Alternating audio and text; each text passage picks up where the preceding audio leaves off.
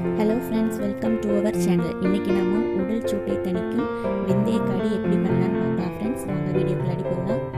முதல்ல 2 ஸ்பூன் பச்சரிசி, 1 ஸ்பூன் உளுந்து, 3/4 ஸ்பூன் வெந்தயம் எடுத்து ஒரு 1/4 மணி நேரத்துக்கு முன்னாடியே ஊற வச்சுருக்கோம் ஃப்ரெண்ட்ஸ்.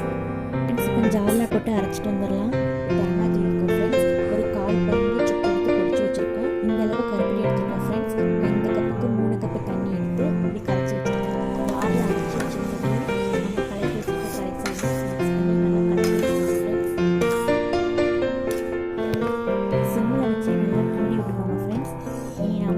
தேங்காவை வந்து அரைச்சி வந்துடலாம்.